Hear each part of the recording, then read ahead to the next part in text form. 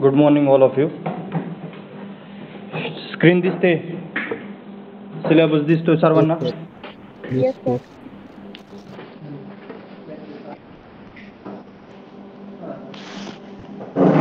Okay. Happy engineers day. तुम्हाला सर्वांना engineering दिनाच्या हार्दिक शुभेच्छा. 15 सप्टेंबर आहे आज.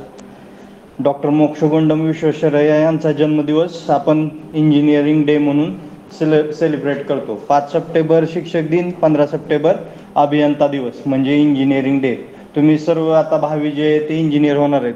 डिप्लोमा होल्डर म्हणजे थोडक्यात काय, तुम्ही इंजिनियर आहेत उद्याचे. स्थापत्य अभियांत्रिकी, मराठीमध्ये आपल्या सिव्हिल इंजिनिअरिंगला आपण काय म्हणतो, स्थापत्य अभियांत्रिकी. काहीतरी इनोव्हेशन करणार आहेत तुम्ही, उद्या काहीतरी चांगल्या बिल्डिंग्स बांधणार आहेत, म्हणून तुम्हाला सर्वांना अभियंता दिनाच्या हार्दिक शुभेच्छा.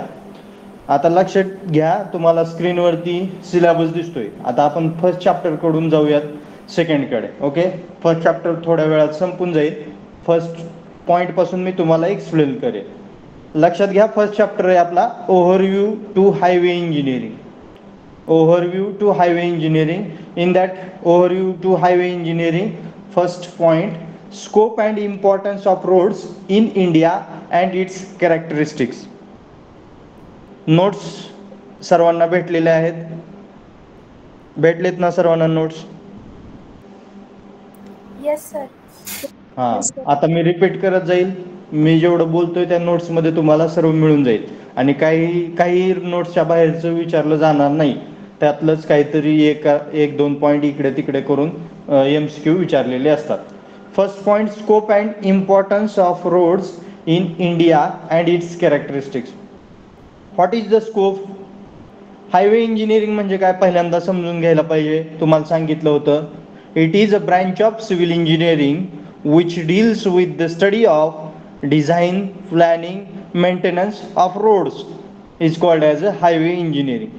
म्हणजे एखादा रोड बांधत असताना आपल्याला त्याचं काय माहिती पाहिजे, तर डिझाईन कुठून कुठपर्यंत आहे, नंतर कोणत्या टाईपचा रोड आहे, त्याचं प्लॅनिंग किती डेजमध्ये किती इयर्समध्ये तो रोड आपण कंप्लीट करतोय, त्याचं इस्टिमेशन, ह्या सर्व गोष्टी ज्या आहेत ते तुम्हाला माहिती असणं गरजेचं आहे. म्हणजे it is a branch of civil engineering. Highway engineering कशाची ब्रँच आहे, तर सिव्हिल इंजिनिअरिंगची. It is a branch of civil engineering which deals with the study of planning, design, estimation, repair and maintenance work is for roads is called as a highway engineer. आता scope म्हणजे काय, तर रोडचा use कशासाठी होतो आपल्या याच्यामध्ये, कशामध्ये, जीवनामध्ये. रोड का महत्वाचा आहे सिव्हिल इंजिनिअरिंग मध्ये?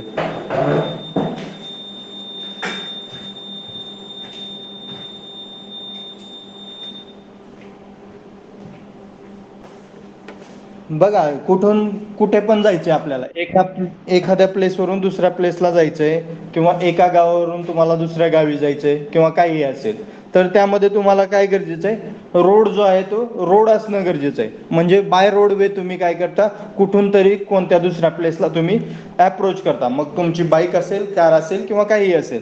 तर मग काय इम्पॉर्टन्स आणि स्कोप काय, तर कोणत्याही एखाद्या ठिकाणी दुसऱ्या प्लेसला मला जायचं असेल तर मी बाय रोडवे जातोय. एअरवे, वॉटरवे तुम्ही कधी जाता, ज्यावेळेस एखादं प्लेस खूप दूर आहे. म्हणजे मला पुण्यावरून कुठं दिल्लीला जायचंय, किंवा मला पुण्यावरून जम्मू काश्मीरला जायचंय, तर मी काय करेल, बाय एअरवे किंवा बाय रेल्वे, हा दोन ऑप्शन चूज करेल. मग नेक्स्ट सेकंड पॉईंट तुम्हाला दिसतोय, different modes of transportation.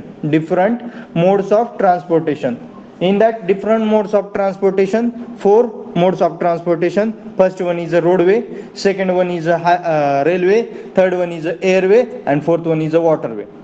When distance is two more, then you use airway or railway. When distance is less, for example, you have to go from Pandharpur to Pune, then you choose bike or car or bus. By roadway you can go Pandharpur to Pune, but you have to go Pune to Delhi or Delhi to Jammu Kashmir, then you use by airways.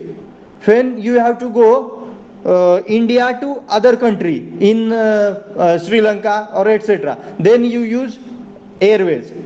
When you have to go Chennai, Pune to Chennai, Pune to Hyderabad, then use you railways or etc.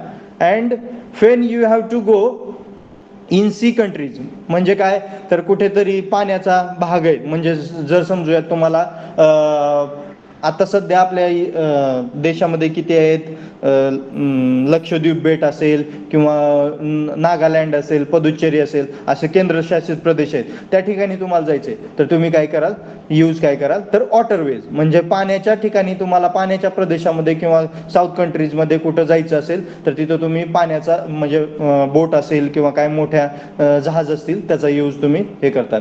Docs and harbours ऐकलंय? What is mean by docks and harbours? कोण सांगू शकेल?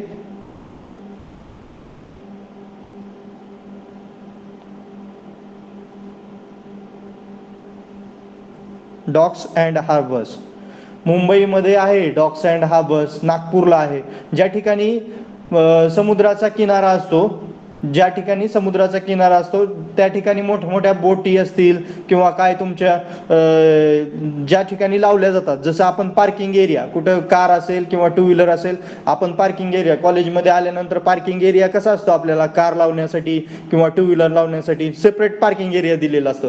तसंच पाण्यामध्ये कोणत्या तरी एका बाजूला मोठमोठ्या म्हणजे काय म्हणूयात ब्रिजेस असतील किंवा मोठमोठे डॅम्स असतील किंवा समुद्र असेल तर त्या ठिकाणी बोटी ज्या आहेत त्या एका ठिकाणी लावण्यासाठी डॉक्स अँड हार्बर्स असं म्हटलं जातं, ज्या ठिकाणी तुम्ही त्या बोट ज्या आहेत त्या बांधून ठेवल्या जातात किंवा कुठेतरी त्या तिथं पार्क केल्या जातात. थोडक्यात पाण्यामध्ये एक आउटसाइड एरिया दिलेला असतो, त्या ठिकाणी आपण त्या बोटी वगैरे आहेत त्या पार्क करतो किंवा लावतो किंवा तिथं तुम्ही जे आहेत त्यांना थांबवता, तो एरिया म्हणजे काय डॉक्स अँड हार्बर्स. मग मुंबईला असेल, नागपूरला असेल किंवा अदर वे कुठेही असेल. तर लक्षात घ्या डिफरंट मोड्स ऑफ ट्रान्सपोर्टेशन कोणते आहेत तर four modes of transportation: airways, railways, waterways and roadways. Third त्यामध्ये काय आहे, जनरल क्लासिफिकेशन ऑफ रोड्स. मग जनरल क्लासिफिकेशन मध्ये कोणते कोणते क्लासिफिकेशन आहेत, कोण सांगू शकेल?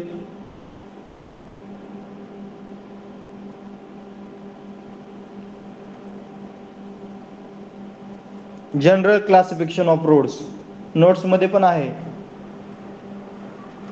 कोण सांगू शकेल?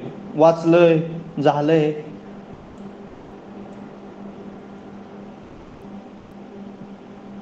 नाही येत कुणाला?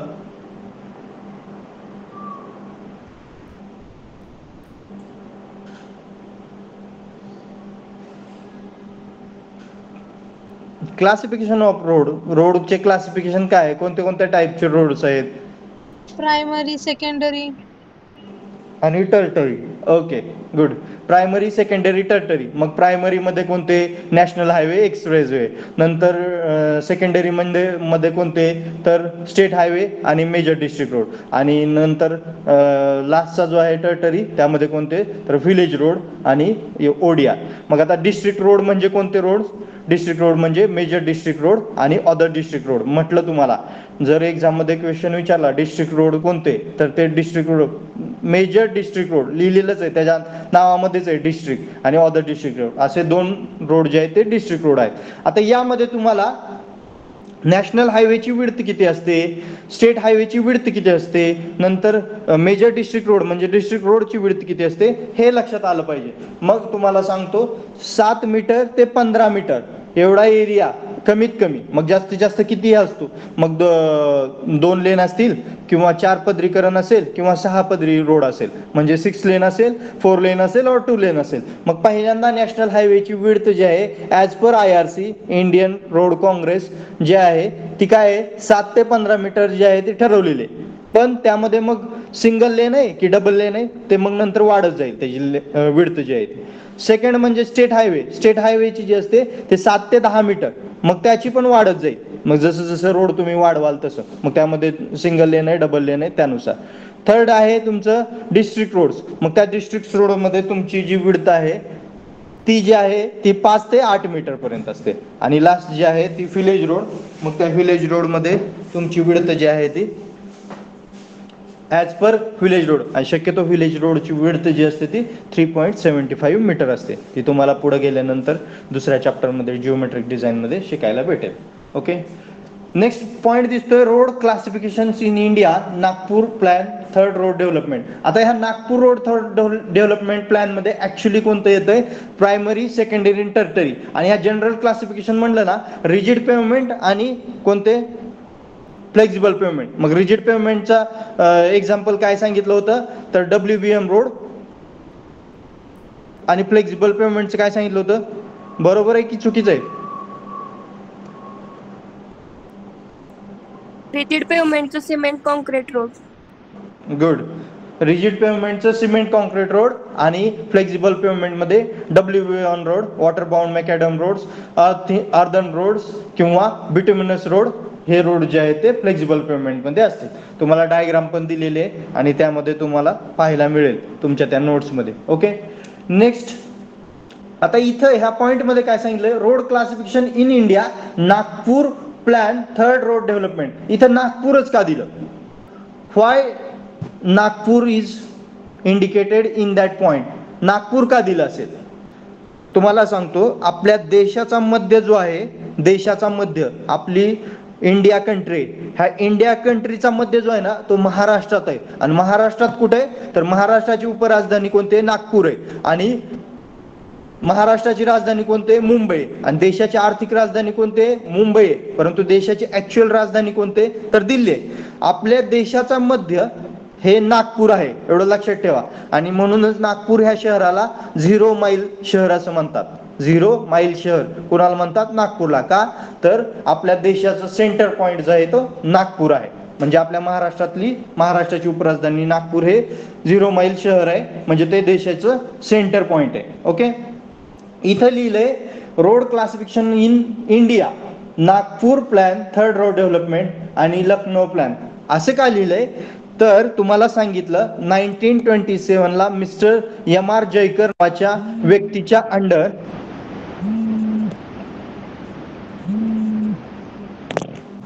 मिस्टर MR जयकर नावाच्या व्यक्तीच्या अंडर एक समिती नेमली गेली.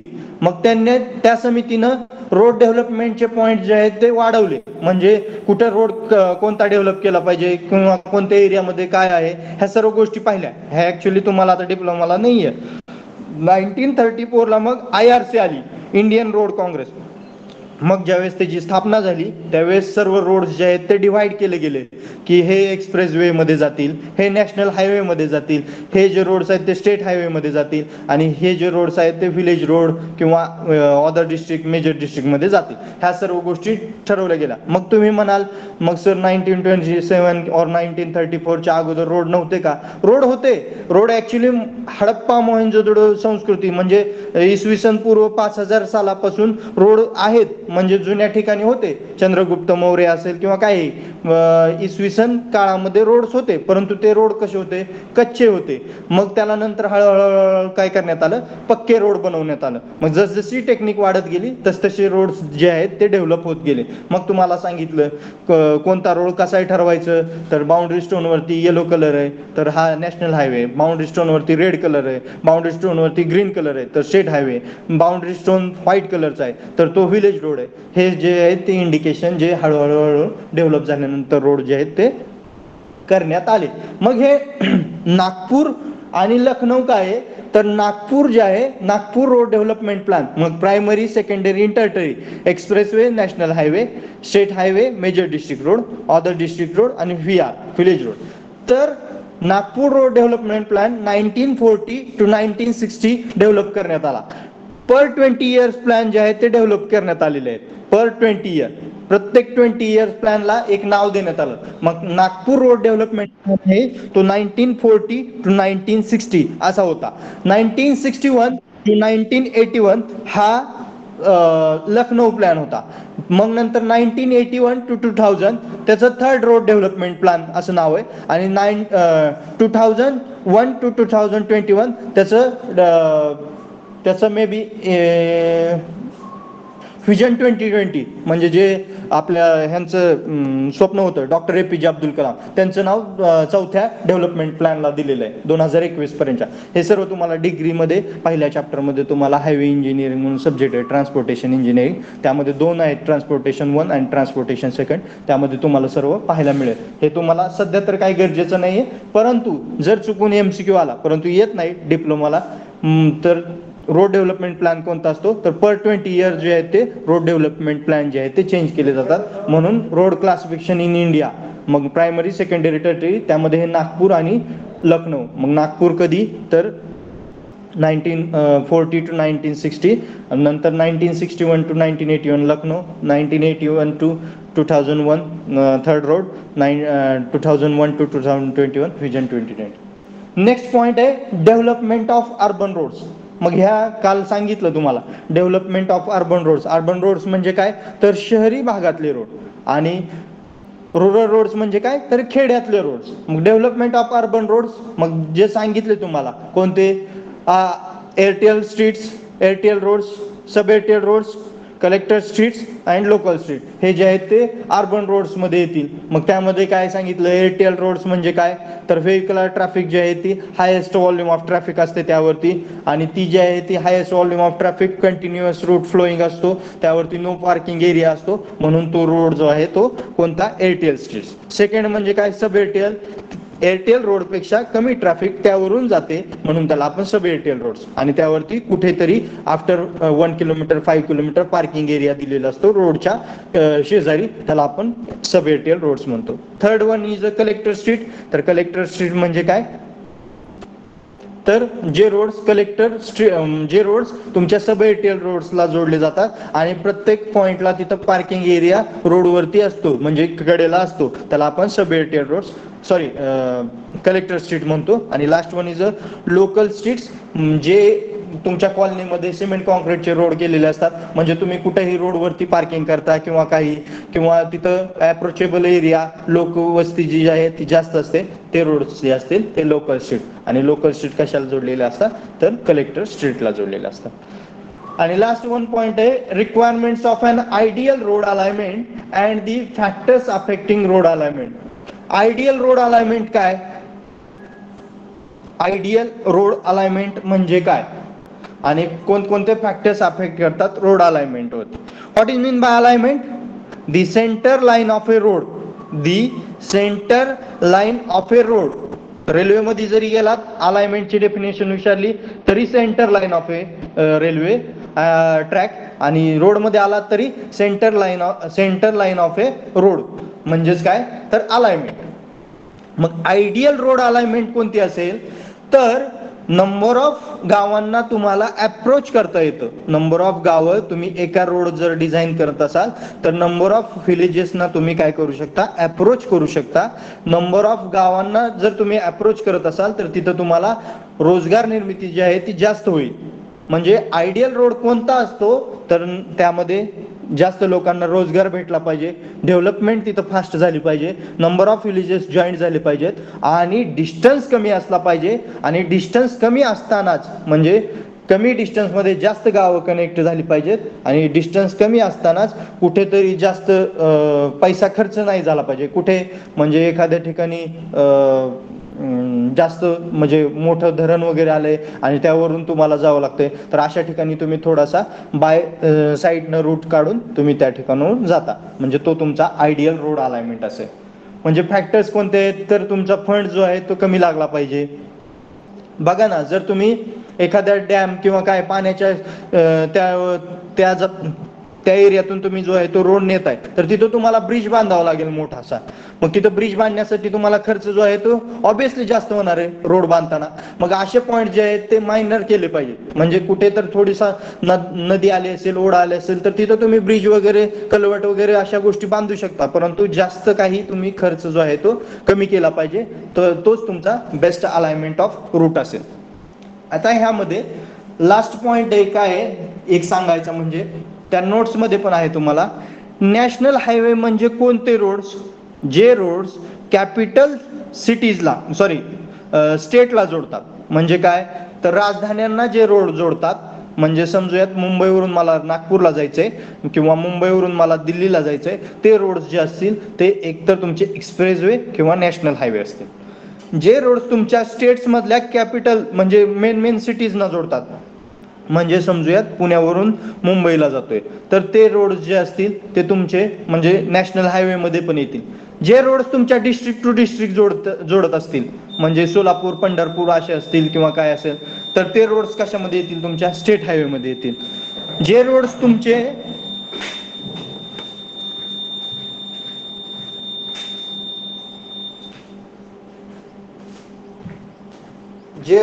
तुमचे एखाद्या डिस्ट्रिक्ट एरिया आणि एखाद्या तालुक्याला जोडत असतील ते तुमचे कोणते असतील, मेजर डिस्ट्रिक्ट रोड.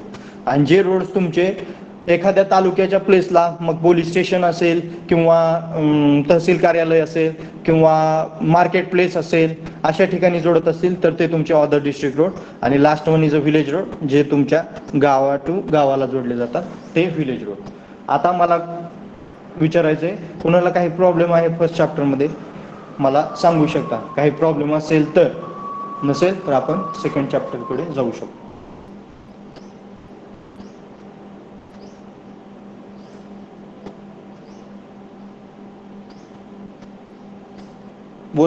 बोलला तर समजेल मला.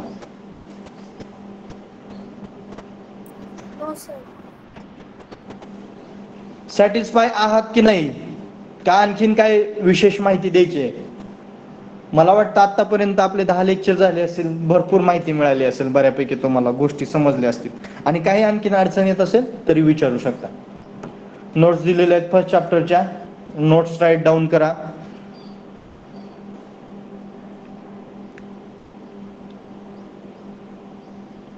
ओके,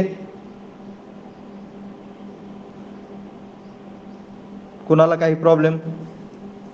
बघा, कुणाला काहीही प्रॉब्लेम असेल तरी सांगा आत्ताच, मग आपण जाऊयात second chapter, geometric design of highway. Actually जुन्या सिलेबसमध्ये तो दुसरा चॅप्टर जो होता ना त्यामध्ये प्रिलिमिनरी सर्वे वगैरे होते, परंतु ते ऍक्च्युली मी काल रात्री पाहिलं तर नवीन सिलेबसनुसार इथं डायरेक्ट जिओमेट्रिक डिझाईन म्हणजे आपण जे काल चालू केलं होतं स्लाइड तोच सेकंड चॅप्टर आहे. आणखीन मी रिपीट करेल, प्रत्येक गोष्ट तुमच्या डबल जर कानावरती पडली तर ऑब्विसली तुम्हाला 100% त्या गोष्टी ज्या आहेत त्या लक्षात राहतील. फक्त कंटाळा करू नका त्याच गोष्टी येत असतील तरी, कारण अतिशय इम्पॉर्टंट आहे. जेवढं जास्त वेळा तुम्हाला ऐकायला मिळेल, जेवढं जास्त वेळा तुम्ही स्वतःच्या हाताखालून नोट्स काढाल त्यावेळेस तुमच्या जास्त लक्षात राहील. आणि काही फॅक्च्युअल गोष्टी असतात त्या डायरेक्ट तुम्हाला म्हटलंय मी, नंबर ऑफ वेळा हे करायचं, हाताखालून गेल्यानंतर लक्षात राहतं. ओके, कुणा काय प्रॉब्लेम? एक्झामला किती चॅप्टर सर? बोला. हा बोला ऐश्वर्या. सर एक्झामला किती चॅप्टर्स आहेत?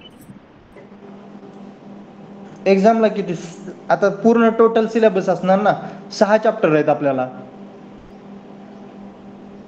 पण बुक मध्ये नाही ना. हो, बुकमध्ये नाही. तुमच्याकडे जे बुक्स आहेत ना सर्वांकडे, मे बी जी स्कीमचे असतील किंवा ई स्कीमचे असतील. जी स्कीम असेल बहुतेक तुमच्याकडे, मग त्यामध्ये काय झालेलं आहे, त्यामध्ये फर्स्ट चॅप्टर जो आहे तो एक सेपरेट वेगळा दाखवलेला आहे, सेकंड चॅप्टर आहे तो वेगळा दाखवलेला आहे. म्हणजे त्यामध्ये आता यामध्ये नवीन सिलेबसमध्ये आय स्कीम मध्ये काय केलेलं आहे तर ते चॅप्टर्स थोडेसे त्यातले पॉईंट जे आहेत ते कमी केलेले. जे पॉईंट्स तुम्हाला सिलेबसमध्ये आहेत त्यानुसार तुम्ही स्टडी करा त्यातला बुकमधला, आणि एक दोन चॅप्टर मे बी त्यातले जे आहेत ते रिड्यूस केलेले आहेत आय स्कीम मध्ये. ओके, चॅप्टरचं नाव पाहत चला, चॅप्टर मधला सिलेबस पाहत चला आणि त्यानुसार स्टडी करा. आणि थोडा जास्त स्टडी केला तरी काही प्रॉब्लेम होणार नाही. फक्त परीक्षेपुरता आपण स्टडी करतोय असं पण नाहीये, परंतु जरी तुम्हाला फक्त सिलेबस मधला स्टडी करायचा असेल तरी ओके. आणि मला 1-2 जणांनी विचारलं, text max is a better book than Nirali और Nirali is better than tech max. whatever may be, whichever you have to want, you get that.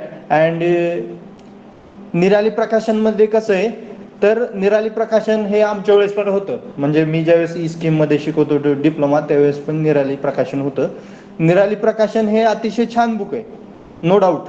फक्त निराली प्रकाशनची लँग्वेज जी आहे ती थोडीशी हार्ड आहे. ज्यांनी कॉन्व्हेंट वगैरे केलं असेल किंवा सेमी इंग्लिश केलं असेल त्यांना इझी जाईल, परंतु जो मराठी मीडियम मधून आलेला विद्यार्थी आहे, आता मी असेल किंवा काय असेल, थोडंसं 1-2 पॉईंट एक्स्ट्रा आहेत ॲज कम्पेअर टू टेकमॅक्स, त्यामुळं आणि थोडीशी लँग्वेज थोडंसं हे आहे. अतिशय छान आहे निराली प्रकाशन, हे काही खराब नाही आहे, परंतु टेकमॅक्स कसं आहे एक सोपी भाषा आहे, छोटेसे थोडे थोडे पॉईंट्स आहेत, मग त्यानुसार तुम्ही जर ते पॉईंट्स राईट डाऊन केले कशामध्ये एक्झाममध्ये वगैरे, तर तुम्हाला मार्क्स आउट ऑफ आउट मिळतील. निराली पण चांगला आहे, टेकमॅक्स पण चांगला आहे, असं नाही आहे की कोणतं खराब आहे. तुमची चॉईस आहे कोणतं वापरायचं, आणि दोन्हीमध्ये काय सिलेबस सेमच असतो, फक्त एखादा दुसरा पॉईंट एक्स्ट्रा वगैरे त्या ऑथरनी वाढवलेला असतो. ओके, अजून काही?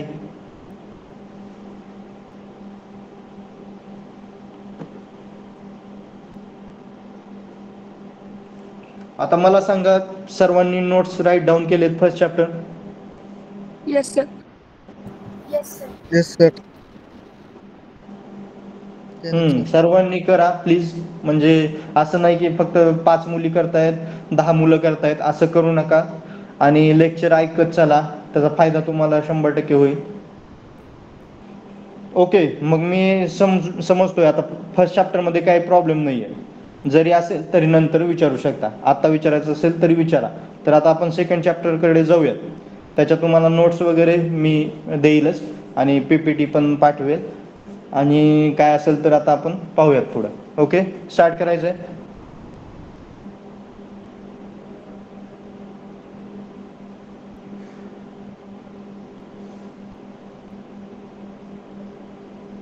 सॅटिस्फाय नाही आहेत का तुम्ही? मला पहिल्यांदा ते गोष्ट सांगा. काय काय आणखीन एक्स्ट्रा सांगायचंय का तुम्हाला? कोणत्या गोष्टी पाहिजेत ते पण सांगा.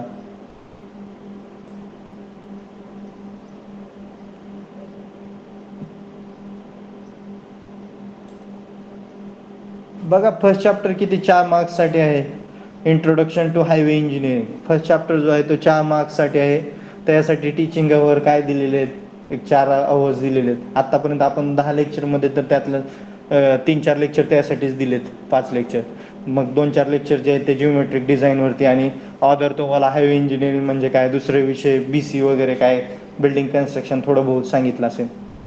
सेकंड चॅप्टर बघा, जिओमेट्रिक डिझाईन ऑफ हायवे, तो 14 अवर्सचा आहे, म्हणजे ॲज पर MSBT, आणि त्याच्यासाठी मार्क्स आहेत 16 मार्क्स आहेत. 16 मार्क्ससाठी जो आहे तो जिओमेट्रिक डिझाईन ऑफ हायवे हा चॅप्टर आहे. थर्ड चॅप्टर जो आहे तो कन्स्ट्रक्शन ऑफ रोड पेवमेंट्स, तो पण 10 अवर्स आहे 16 मार्क्ससाठी.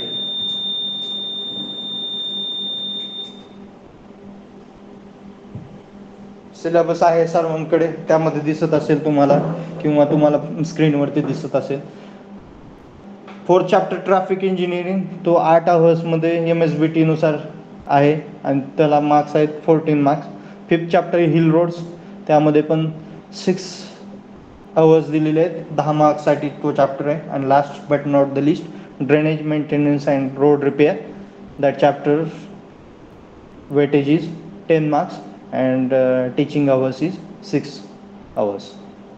ओके, सिलेबस काय टोटल कंप्लीट केला जाईल, सिलेबस रिलेटेड काही तुम्हाला हे होणार नाही.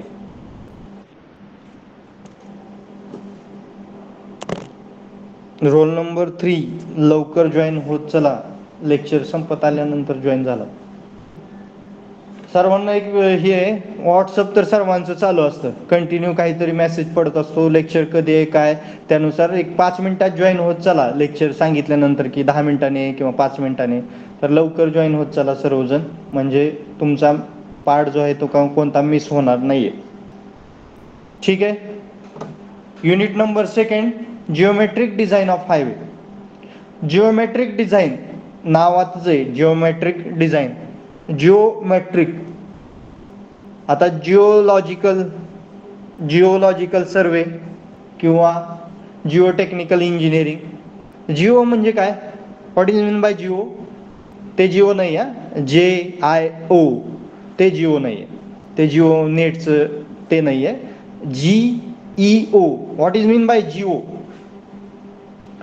मला सांगा, जिओटेक्निकल इंजिनिअरिंगलाच एक दुसरं नाव आहे, कोण सांगू शकेल?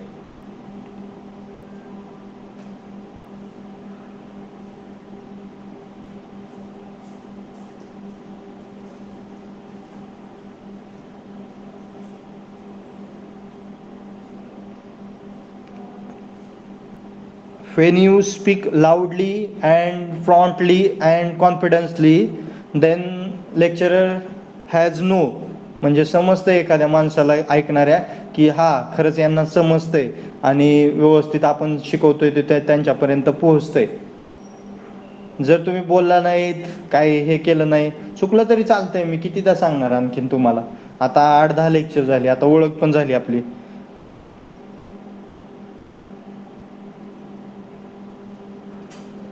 जिओटेक्निकल इंजिनिअरिंगलाच आपण सॉइल मेकॅनिक्स असं म्हणू शकतो. काय म्हणू शकतो? Soil mechanics. सॉइल मेकॅनिक्स का म्हणतो जिओटेक्निकल? जिओ म्हणजे माती, माती परीक्षण करणे म्हणजेच काय आहे, तर तुम्ही जिओटेक्निकल इंजिनिअरिंग.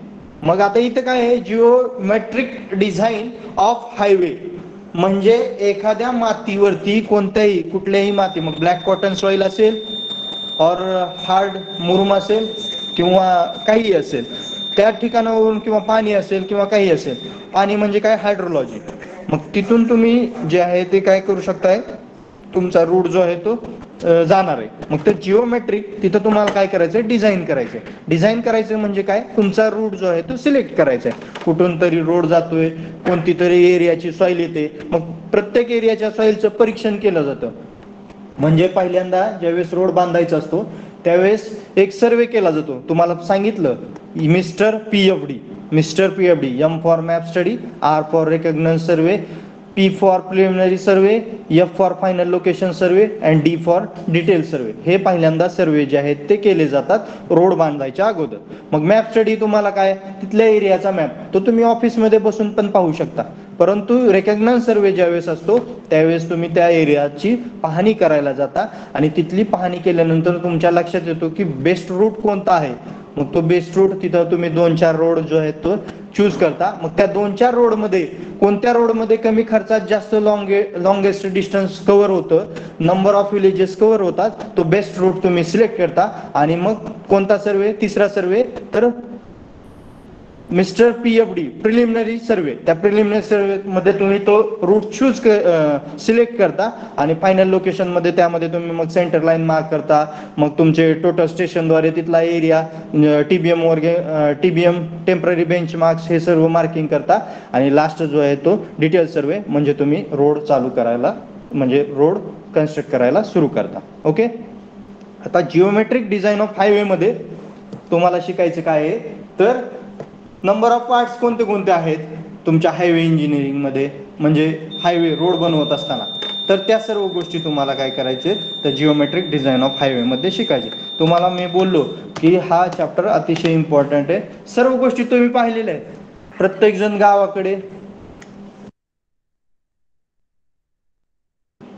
जण गावाकडे वगैरे जात असताना किंवा काही असेल, कोण 2 व्हीलरवर जात असेल, कोण स्वतःची 4 व्हीलर कार असेल, कोणाकडे गाडी नसेल, कोणतरी बसची वाट पाहिल, बससाठी थांबेल कुठेतरी रोडवरती, पॉइंटवरती किंवा स्टँडवरती जाईल, अशा सर्व गोष्टी. मग सर्वांनी रोड पाहिलेला आहे, परंतु रोडमध्ये कोणत्या गोष्टीला काय म्हणतात ते सिव्हिल इंजिनिअरिंग भाषेत तुम्हाला या चॅप्टरमध्ये शिकायचे.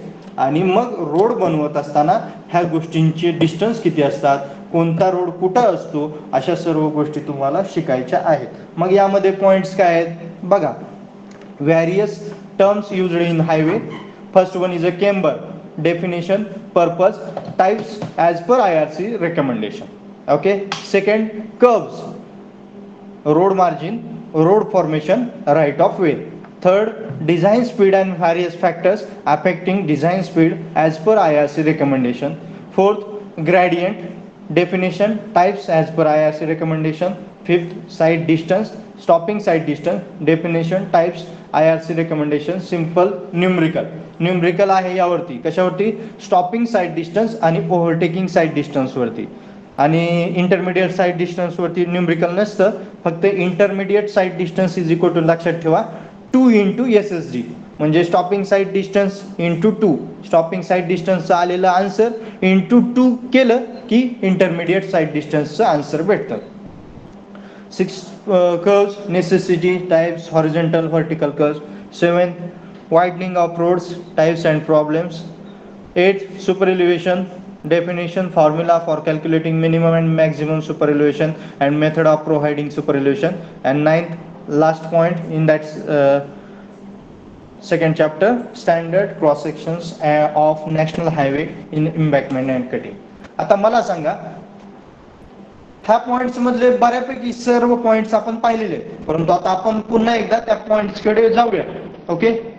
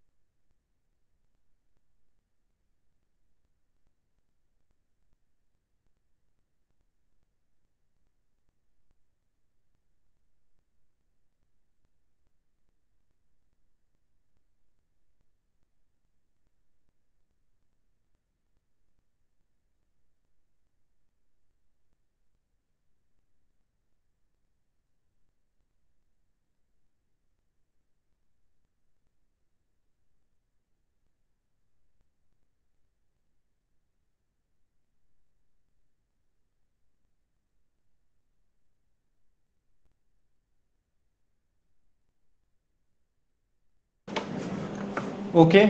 जिओमेट्रिक डिझाईन, आता यामध्ये आपण काय काय पाहिलं होतं बघा. फर्स्ट चॅप्टर, आता मी सॉरी सेकंड चॅप्टर, त्यामधला फर्स्ट पॉईंट काय आहे, इम्पॉर्टन्स ऑफ जिओमेट्रिक डिझाईन. आता त्यामध्ये बघा कोणते कोणते पॉईंट्स होते सिलेबसमध्ये. आता तुम्हाला हे स्क्रीनवरती दिसते पीपीडी. सिलेबसमध्ये कर्व्स होतं, केम्बर होतं, नंतर पुन्हा शोल्डर्स होतं, नंतर पुन्हा तुम्हाला काय होतं टाइप्स ऑफ कर्व्स, ESSD म्हणजे साईड डिस्टन्सचे टाइप्स आणि त्यावरती न्यूमरिकल, अशा सर्व गोष्टी तुम्हाला काय करायचे तर तुमच्या जिओमेट्रिक डिझाईनमध्ये पाहिजेत. मग त्यामध्ये बघा आता first, the geometric design of highway deals with the dimensions and layout of feasible features of the highway such as alignment, side distance and intersection. जर तुम्हाला रोड बांधायचा असेल, रोड कन्स्ट्रक्ट करायचा असेल, आता एखाद्या ठिकाणी वळण आलेलं आहे आणि त्या वळणावरती काय झालेलं आहे, झाडी वगैरे, आणि अतिशय म्हणजे आता समजूया डोंगरामध्ये रोड आहे आणि तिथं वळण आहे म्हणजे घाटाचा रोड आहे, तर पुढची व्यक्ती आपल्याला दिसत नाहीये, तर तिथं काय केलेलं असतं, इंटिमेशन देण्यासाठी कॉर्नरला किंवा काहीतरी तिथं हे केलेलं असतं की पुढे अपघाती क्षेत्र आहे, वाहने सावकाश चाल, असं काहीतरी लिहिलेलं असतं. पुढे अपघाती क्षेत्र आहे, वाहने सावकाश चालवा, किंवा तिथं काहीतरी गाड्यांचे 2 टक्कर झालेले ॲक्सिडेंटचे एक चिन्ह असतं त्या बोर्डवरती. आता ह्या पण गोष्टी ज्या आहेत त्या सर्व तुम्हाला लास्टच्या चॅप्टरमध्ये शिकायचे आहेत. म्हणजे ट्रॅफिक इंजिनिअरिंग आहे ना, एक 4था किंवा 5वा चॅप्टर असेल, त्यामध्ये तुम्हाला शिकायचे की कुठे कोणते सिग्नल्स असतात किंवा कोणते सिग्नल्स कुठे लावले जातात, किंवा कोणते चिन्ह कुठं वापरलं जातं, किंवा कोणते बोर्ड्स कुठे असतात, ह्या सर्व गोष्टी ज्या आहेत ते तुम्हाला एक 4थ्या 5व्या चॅप्टरमध्ये शिकायला मिळतील. मग यामध्ये जिओमेट्रिक डिझाईन म्हणजे काय सांगितलंय तर deals with the dimensions and layout of feasible features of the highway, म्हणजे रोडवरती दिसणारी सर्व फीचर्स. मग अलाइनमेंट म्हणजे काय सांगितलं तुम्हाला तर centre line of a road, centre line of a road म्हणजे अलाइनमेंट. मग त्या सेंटर लाईन वरती तुम्ही जर उभारले म्हणजे मध्यभागी उभारलात रोडच्या, तर कोणत्या कोणत्या गोष्टी विजिबल आहेत, मग साईड डिस्टन्स असेल आणि इंटरसेक्शन असेल. साईड डिस्टन्स म्हणजे काय तुम्हाला सांगितलं होतं, डायग्राम पण दाखवली होती, साईड डिस्टन्सची दाखवली होती. कोण सांगू शकेल what is mean by sight distance?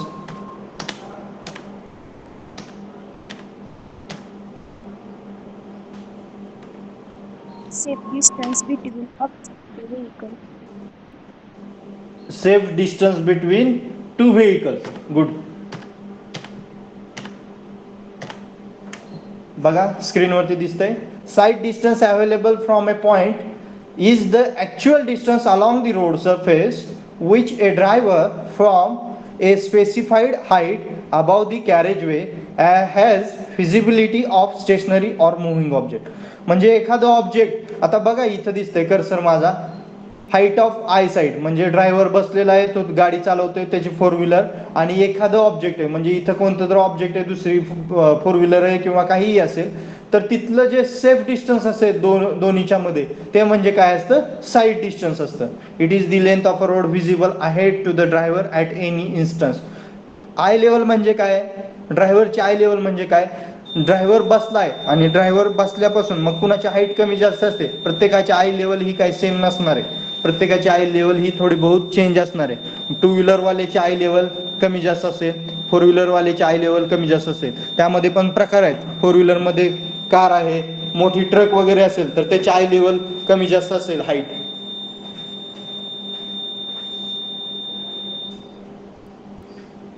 तर तुमचा बॅकग्राऊंड साऊंड मुळे ना तुमचा आवाज येत नाहीये क्लिअर. बोला, 58 रोल नंबर बोला. तर बॅकग्राऊंड साऊंड मुळे आवाज क्लिअर येत नाहीये. आवाज क्लिअर येत नाहीये माझा आता पण. नाही, बॅकग्राऊंड साऊंड मुळे येत नाहीये. कसं आहे, आता थोडंसं आणखीन 2-3 दिवस ॲडजस्ट करा. काय नंतर मग इथं कॅड लॅबमध्ये बसून आम्ही घेतोय पी सीवरती, परंतु ॲक्च्युली काय प्रॉब्लेम होतोय, लोड आल्यानंतर ते थोडंसं इथं आवाज वगैरे व्हायब्रेशन होतोय, त्यामुळे थोडासा प्रॉब्लेम झाला असेल मे बी. परंतु तुम्ही जास्तीत जास्त मला व्यवस्थितच हे करण्याचं, जर मध्ये मध्ये येत नसेल तर सांगत चला आवाज. ओके, आता येतोय क्लिअर? Yes sir. हो सर. ओके. आता त्यामध्ये जिओमेट्रिक डिझाईनमध्ये फर्स्ट पॉईंट होता camber. What is mean bye camber सर्वांना माहिती आहे, तरी पण एकदा सांगतो. डेफिनेशन काय लिहून घ्यायची असेल तरी लिहून घेऊ शकता, नाहीतर नोट्स दिल्यानंतर नोट्समध्ये लिहून घेत चला, किंवा मी सांगत असताना जरी कुणाला लिहायचं असेल तरी सांगा, लिहून घेत चला, एक नोटबुक करा. कारण फक्त ऐकून झोपी जाऊ नका, ऐकत ऐकत झोपी जाल नाही तर तिकडं आम्ही इकडं शिकवत राहील एवढं व्यवस्थित सांगायचं तुम्हाला, आणि तुम्ही तिकडं जर लक्ष देत नसाल तर मग प्रॉब्लेम होईल. त्यामुळं लिहून पण घेत चला. The transverse slope provided to the road surface, the transverse slope provided to the road surface to drain out the rainwater on the surface of the road. The transverse slope provided to the road surface to drain out the rainwater on the surface of the road is called as a camber.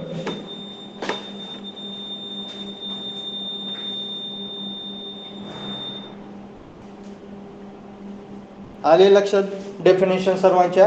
The transverse slope provided to the road surface to drain out the rain water on the surface of the road is called as a camber. इथं काय दिलंय बघा, इथली definition बघा. आता ती माझी जी आहे, मला जी माहिती आहे मी त्यानुसार सांगितली. आता इथं काय दिले तुमच्या स्क्रीनवरती दिसते, केम्बर और cross slope is the slope provided to the road surface in the transverse direction to drain off rain water from the road surface. म्हणजे दोन्ही डेफिनेशन सेम आहे, कोणतीही डेफिनेशन लिहाल तरी तुम्हाला आउट ऑफ आउट मार्क मिळतील. 1 mark असेल, 2 mark असेल किंवा काही असेल. म्हणजे लक्षात आले तुमच्या, पडलेलं पावसाचं पाणी रोडवरती थांबू नये. जर पडलेलं पावसाचं पाणी रोडवरती थांबलं तर रोडला खड्डे पडतील, म्हणून रोडला थोडासा स्लोप प्रोव्हाइड केलेला असतो. कुठून स्लोप प्रोव्हाइड केलेला असतो? ईदर साइड ऑफ रोड, म्हणजे दोन्ही बाजूला. ईदर साइड म्हणजे काय, रोडच्या दोन्ही बाजूला, डाव्या बाजूला आणि उजव्या बाजूला. मध्ये पडलेलं पाणी म्हणजे निम्म पाणी डाव्या बाजूला गेलं पाहिजे आणि निम्म पाणी उजव्या बाजूला गेलं पाहिजे, म्हणून थोडासा स्लोप प्रोव्हाइड केलेला असतो, त्यालाच आपण केम्बर असं म्हणतो. आणि केम्बर जे असतं ते 2%, 2.5%, 3%, मायनसमध्ये पण असतं, प्लसमध्ये पण असतं. एवढं लक्षात ठेवा. मग मायनसमध्ये कधी असतं, प्लसमध्ये कधी असतं, ते तुम्हाला प्रॅक्टिकली ज्यावेळेस रोड असेल किंवा काय असेल ते तुम्हाला सांगेल मी. तरी पण सांगतो, ज्यावेळेस सुपर इलिव्हेशन असतं, ज्यावेळेस सुपर इलिव्हेशन असतं त्यावेळेस केम्बर जे असते ते प्लसमध्ये असतं. म्हणजे आउटर साईडला ज्यावेळेस रोड जास्त उचलायचा असतो ना, त्यावेळेस केम्बर जे आहे ते प्लसमध्ये असतं. नॉर्मल केम्बर जे असतं ते 2.5% असतं, आणि प्लसमध्ये किती असतं तर मग तिथं तुम्हाला 5% असू शकतं, 4% असू शकतं, 4.5% असू शकतं. कुठं? सुपर इलिव्हेशनला, आउटर साईडला. आणि मायनसमध्ये कधी असू शकतं?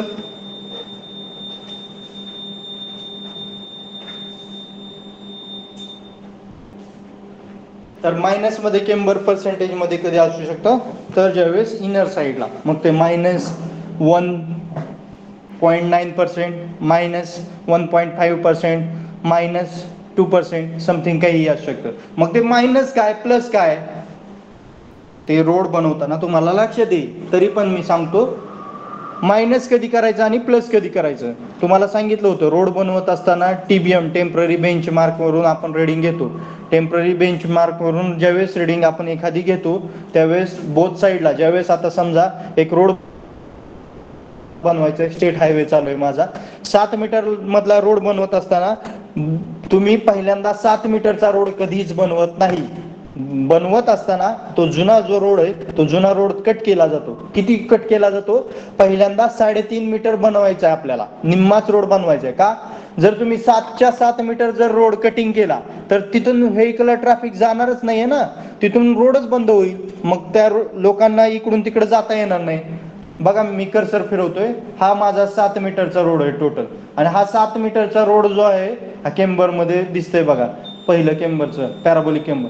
जर ते कट केलं, पूर्ण टोटल रोड मी एक्सकॅव्हेट केला, तर हा रूटच बंद होईल ना. म्हणजे लोकांना पंढरपूरवरून सोलापूरला जायचंय, तर पंढरपूरवरून जाताना इथं बाहेरचा रोड मी पूर्णपणे कटिंग केला, तर लोकांना हा रूट बंद होईल, म्हणजे जाता येणार नाही. म्हणून लक्षात ठेवा, रोड बनवत असताना आपण कधीच टोटल रोड कटिंग करत नाही. पहिल्यांदा आपण हाफ रोड कट करतो, आणि हाफ रोडवरून फक्त व्हेहिकल ट्रॅफिक जे आहे ती जायला आपण त्याला चान्स देतो. मग मला तुम्ही प्रश्न विचाराल की सर हाफ रोडवरून कसं ट्रॅफिक जाईल, मग 2 गाड्या कशा बसतील? तर लक्षात ठेवा, हाफ रोड कट करत असताना 3.5 मीटरचा आपल्याला पहिला एक हाफ रोड बनवायचा आहे. किती? 3.5 मीटरचा पहिल्यांदा आपल्याला हाफ रोड बनवायचा आहे. मग 3.5 मीटरचा हाफ रोड बनवत असताना 3.5 मीटरचा हाफ रोड बनवत असताना ऍक्च्युली आपण कटिंग करतो 4 मीटर. का 4 मीटर कटिंग करतो? कारण ज्या मिडल पॉइंट वरून आपल्याला कटिंग करायचे, जर त्याच मिडल पॉइंट वरून तेवढंच 3.5 मीटर कट केलं, तर तुम्हाला कधीच रोड बनवता येणार नाही. आणि जर तसं केलं, तर ह्या मधल्या बाजूला तुमचं जे रोलिंग होणार आहे किंवा काय होणार आहे ते कमी होईल. आणि ते जर रोलिंग मधल्या बाजूला कमी झालं, तर तुमचा रोड ऑब्विसली ह्या क्रोनच्या बॉटमला, ह्या रिचच्या बॉटमला किंवा ह्या केम्बर पॉईंटच्या बॉटमला, सेंटर पॉईंटला तुमचा रोड खचण्याचे चान्सेस आहेत. त्यामुळं आपण कट करताना रोड कमीत कमी 4 मीटर तरी कट करणार, म्हणजे 500 mm इकडं कट करणार, आणि मग तेवढा कट केलेला रोड जो आहे तो पहिल्यांदा बनवून घेणार. म्हणजे 3.5 मीटरचा रोड आपण पहिल्यांदा बनवून घेणार. मग व्हेहिकल ट्रॅफिक तुम्ही म्हणाल ह्या 3.5 मीटरवरून सर कशा 2 गाड्या बसतील मोठ्या?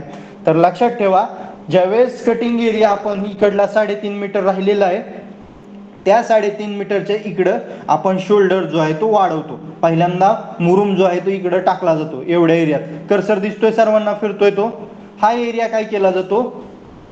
हा एरिया 1.5 ते 2 मीटरने वाढवला जातो. 1.5 ते 2 मीटरने हा एरिया वाढवला जातो. त्याला काय म्हणतात सिव्हिल इंजिनिअरिंग भाषेत आणि साईट इंजिनियर, हायवे इंजिनियरच्या भाषेत डायव्हर्जन फिलिंग. काय म्हणतात त्याला? Diversion filling. हे डायव्हर्जन फिलिंग म्हणजे हे शोल्डर जे आहेत ते मुरुमने भरले जातात. म्हणजे हा 3.5 मीटर आणि हे 2 मीटर, 3.5 + 2 5.5 मीटर. मग मला सांगा, आपल्या maximum width of as per IRC व्हेइकलची विड्थ आहे 2.5 मीटर किंवा 2.44 मीटर. मग जर समजा 3.5 मीटर + 2 मीटर म्हणजे 5.5 मीटर झालं, तर यावरून 2 गाड्या ऑब्विसली जातील ना. ओके, लक्षात येतंय? लक्षात येतंय की फास्ट होतंय की काहीच लक्षात येत नाही? येतंय लक्षात. येतंय ना सर्वांच्या? येतंय की नाही? चॅट बॉक्स मध्ये टाका, नाहीतर मी इथं बडबड करत बसायचो, तुम्ही तिकडे काय करताय ते काय समजायचं नाही मला. लक्षात येतंय ना सर्वांच्या? येत Yes, असेल sir. तर येस म्हणू शकता चॅट बॉक्स मध्ये. Yes sir.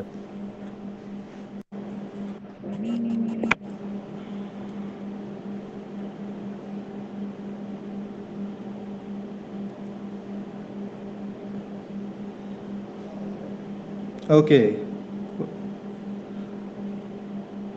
ओके, ठीक आहे. सर्वांना समजतंय?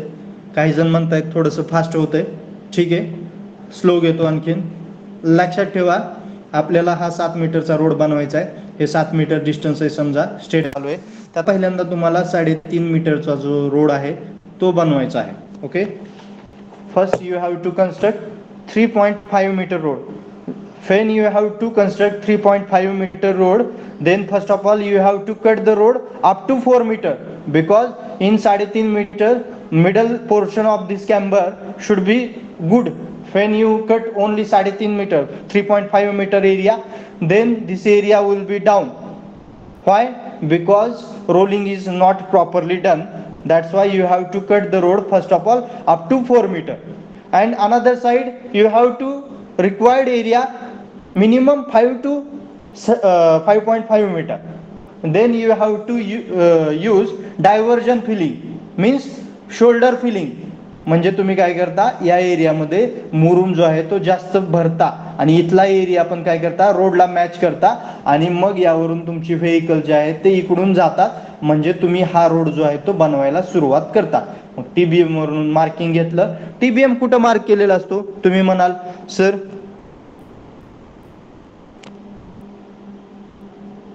आवाज येतोय ना माझा सर्वांना? Yes, sir. Yes, sir. Yes, sir. Okay, आणि स्क्रीन पण दिसते सर्वांना? Yes, sir. Yes. Okay. TBM कुठं असतो? तर टीबीएम जो आहे तो 100 मीटर, 200 मीटर, 500 मीटर ज्या ठिकाणी व्हिजिबल आहे, म्हणजे रोड चालू आहे त्या पॉइंट पासून व्हिजिबल आहे. म्हणजे तुम्ही म्हणाल व्हिजिबल आहे म्हणजे सर कुठं असतो टीबीएम? तर टीबीएम जो आहे तो मार्क केलेला असतो रोडच्या कडेला, कोणत्याही इदर साइड, बोथ साइड, म्हणजे कुठेही असू शकतो तो. पण तो कुठं असतो? ऍक्च्युली जास्त करून तो बाउंड्री स्टोन वरती असतो. म्हणजे असं एखादं स्ट्रक्चर, म्हणजे तुम्ही सिव्हिल इंजिनिअरिंग मध्ये मे बी शिकलेला आहात, बेसिक सिव्हिल इंजिनिअरिंग मध्ये शिकला असाल किंवा ऍडव्हान्स मध्ये शिकाल. एक 3-4 टाईपचे सर्वे असतात. एक असतो बेंचमार्क असतात. एक असतो टेम्पररी बेंचमार्क, एक असतो परमनंट बेंचमार्क, एक असतो जिओलॉजिकल जीटीएस बेंचमार्क, जिओमॅट्रिकल काय ट्रिगोनोमेट्रिकल असा समथिंग काहीतरी, आणि एक असतो आर्बिट्ररी बेंचमार्क. असे टाईप्स असतात. परमनंट बेंचमार्क मध्ये फरक काय आणि टेम्पररी बेंचमार्क मध्ये फरक काय? टीबीएम रोड तयार करताना परमनंट बेंचमार्क हा 1-2 ठिकाणीच असतो. 1-2 ठिकाणी म्हणजे जर समजा 25 किलोमीटरचा रोड मी बनवतोय तर त्या 25 किलोमीटर मध्ये एक 10 पॉइंट परमनंट बेंचमार्क असेल. पण टेम्पररी बेंचमार्क किती असतील 25 किलोमीटर मध्ये? कमीत कमी 1000 असतं. कमीत कमी 1000.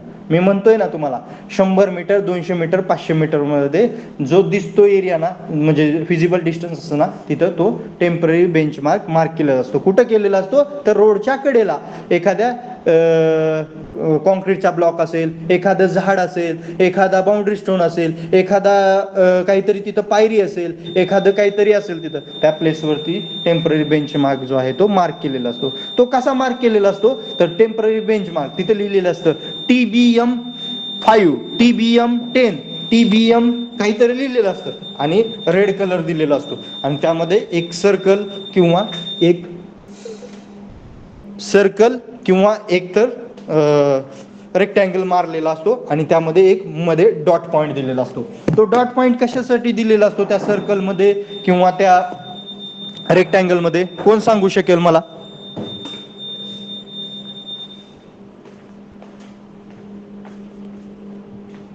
कशासाठी दिलेला असतो?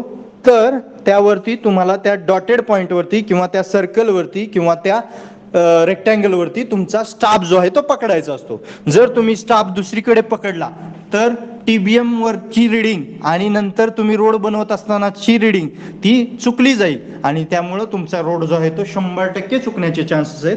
म्हणून ती काळजी अतिशय घेतलेली असते व्यवस्थित. आणि मग त्यावरून तुम्ही जो आहे तो टीबीएम वरून रिडिंग घेता आणि मग तुमच्या बोथ साईडला, आता हे 3.5 मीटर तुम्ही कट केलेलं आहे, हे 3.5 मीटर कट केलंय ना, ह्या 3.5 मीटर मध्ये एका बाजूला म्हणजे रॉड्स जे आहेत ते आपण फिक्स करतो. रॉड्स मग ते तुमचा 10 mm चा असेल, 12 mm चा असेल, 16 mm चा, 1-1 फूट 2-2 फूट कट केलेले रॉड्स असतात. मग ते लेबर्स जे आहेत ते काय करतात, आपण सांगतो. हायवे इंजिनियर काय करतो, हायवे इंजिनियरच्या खाली एक सुपरवायझर असतो आणि त्याच्या खालती लेबर्स असतात आणि हायवे इंजिनियर बरोबर एक सर्वेअर पण असतो. पण ऍक्च्युली तुम्ही सिव्हिल इंजिनियर, मी सिव्हिल इंजिनियर, तर मला सर्वेअरची गरज नाही आहे, कारण मी स्वतः सर्वे पण करू शकतो आणि डायरेक्ट रिडिंग वगैरे मार्क करू शकतो. आपण सिव्हिल इंजिनियर आहे, त्यामुळे आपल्याला सर्वेअरची वगैरे गरज नाही आहे. मग आपण काय करणार, ॲज अ हायवे इंजिनियर तुम्ही काय सांगणार, तर सुपरवायझरला तुम्ही सांगणार की मला एवढ्या एरियामध्ये किंवा कोणत्या एरियामध्ये, समजूयात माझा TBM 1 आहे आणि TBM 2ला डिस्टन्स आहे एक 300 मीटर, तर मी सांगणार TBM 1 टू TBM 2 300 मीटरचं डिस्टन्स आहे ना, तर या 300 मीटरमध्ये दोन्ही बाजूला एक रॉड टाकत जा. मग दोन्ही बाजूला काय टाकायचे, तर ह्या बाजूला जिथं कर्सर आहे बघा, जिथं इथं एक रॉड टाकणार, तो इथे एक रॉड टाकणार, असं प्रत्येक 20-20 मीटरवरती रॉड टाकायला सांगायचे, 2-2 रॉड. ओके. मग ते रॉड्स कशासाठी असतात, तर त्या रॉड्सवरती तुम्ही काय करता, मार्क करता. कशाद्वारे, ऑटो लेवलद्वारे. आणि कुठून मार्किंग घेतलेली असते, तर TBM वरून तुम्ही एक रिडिंग घेतलेली असते. ती TBM वरची reading with the help of auto level तुम्ही त्या दोन्ही बाजूला प्रत्येक 20-20 मीटरला, जर तुमचा रोड स्ट्रेट असेल तर तुम्ही 20 ते 30 मीटरवरती 2-2 रॉड दोन्ही बाजूला मार्क करून तुमच्या लेवल जे आहेत ते त्याच्यावरती मार्क करू शकता. मग त्यामध्ये कॅल्क्युलेशन वगैरे असतो, तो पॉईंट मी तुम्हाला प्रॅक्टिकली सांगेल ज्यावेळेस तुम्ही इथं याल 1-2 वेळा वगैरे, त्यावेळेस मी तुम्हाला त्या गोष्टी सांगेल. मग लक्षात घ्या, 20 ते 30 मीटर ज्यावेळेस स्ट्रेट रोड असेल त्यावेळेस तुम्ही दोन्ही बाजूला रॉड्स टाकताय आणि त्यावरती with the help of auto level तुम्ही मार्किंग करताय TBM वरनं रिडिंग घेऊन. ओके. मग तुम्ही तिथं केम्बर किती पर्सेंटेज आहे काय आहे ते दिलेलं असतं तुम्हाला शीटमध्ये, मग त्यानुसार तुम्ही रोड जो आहे तो तिथं बांधता. मग तो रोड बांधत असताना, कन्स्ट्रक्ट करत असताना काय करावं लागतं, with the help of grader काय काम करतो तुम्हाला सांगितलं. ग्रेडर म्हणजे काय, तर तुमचे जे मुरुम आहे, तुमची जी GSB आहे, तुमचं जे WM आहे, त्याला स्प्लिट करण्याचं काम काय करतो, ग्रेडर करतो. आणि कुठं थोडंसं कटिंग असेल, कुठं काय फिलिंग असेल, तर ग्रेडर त्याच्या with the help of scraper और डोझर ते काम करतो. त्याच्या ब्लेडद्वारे तो जो आहे तो ते काम करतो आणि पूर्ण मटेरियल जे आहे ते फैलावतो, म्हणजे पसरवतो. आणि विथ द हेल्प ऑफ मग वॉटरिंग म्हणजे वॉटर टँकर तुम्ही वॉटरिंग करता, आणि with the help of roller तुम्ही रोलिंग करता. आणि लास्ट म्हणजे DBM आणि BC जे आहे ते तुम्ही विथ द हेल्प ऑफ पेवर मशीन तुम्ही बिटुमिन किंवा काय असेल ते त्यामध्ये हे करता. ओके. म्हणजे आता लक्षात आले. पण आता यामध्ये काय पॉईंट सांगितलं मी तुम्हाला, ज्यावेळेस स्ट्रेट रोड असेल त्यावेळेस 20 किंवा 30 मीटरवरती तुम्ही रॉड टाकत जाताय. पण ज्यावेळेस इलिव्हेशन आहे, म्हणजे सुपर इलिव्हेशन असेल काय असेल, म्हणजे तुमच्या तिथं वळण आले, समजूयात एखाद्या कुठंतरी तुम्ही रोड बांधताय आणि तिथं वळण आलं, तर वळणावरती तुम्हाला ते रॉड जे आहेत ते 10-10 मीटरच्या डिस्टन्सवरती टाकावं लागतं. तुम्ही म्हणाल सर असं का, 20 मीटर 30 मीटरवरती तुम्ही स्ट्रेटमध्ये टाकताय आणि वळणावरती 10-10 मीटरवरती टाकताय, कोण सांगू शकेल मला काय कारण असेल.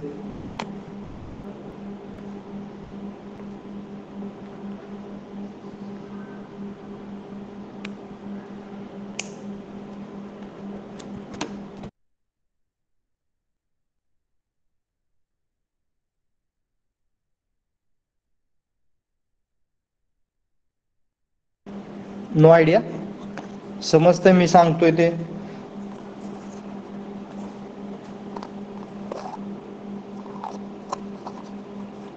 समजतंय मी सांगतोय ते समजतंय.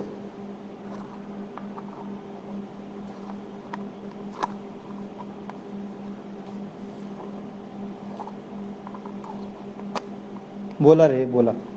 काहीतरी समजतंय तरी म्हणा, नाहीतर नाही तर म्हणा. ठीक आहे ओके समजते.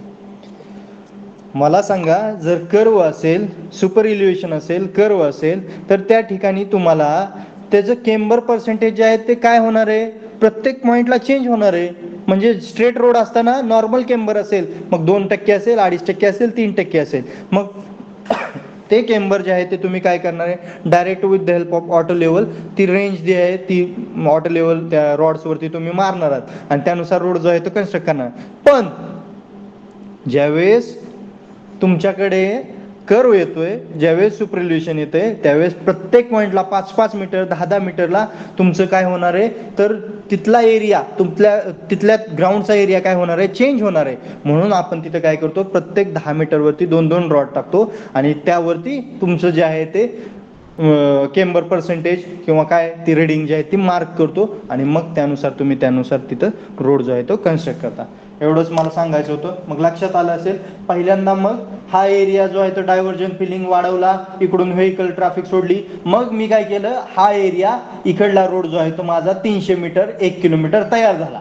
इकडला एरिया माझा 1 किलोमीटर तयार झाला, तर मी काय करतो, पुन्हा डायव्हर्जन करतो. कुठे, या रोडवरून, म्हणजे इकडे शोल्डर वगैरे मी सगळं ॲक्युरेट केलेलं आहे. 2.5 मीटर शोल्डर दिलेलं आहे इकडं, आणि हे 3.5 मीटर, म्हणजे 2.5 मीटर प्लस 3.5 मीटर किती झालं, तर 6 मीटर झालं. म्हणजे यावरून पुन्हा मी काय करतो, ट्रॅफिकला इकडून वे देतो, म्हणजे ट्रॅफिक ह्या रूटवरून जाईल पुन्हा, आणि मग इकडलं मी कटिंग करतो आणि पुन्हा इकडला रोड तयार करतो. म्हणजे असं हे 2 रोड जे आहेत ते तयार करायचे असतात, म्हणजे जॉईंट करायचे असतात. मग तुमचा रोड जो आहे तो 7 मीटरचा तयार होतो. ना की तुम्ही 7 मीटरचा direct total whole road cutting करू शकत नाही. एवढं लक्षात ठेवा. पहिल्यांदा हाफ करावा लागतो TBM वरून रिडिंग घेऊन.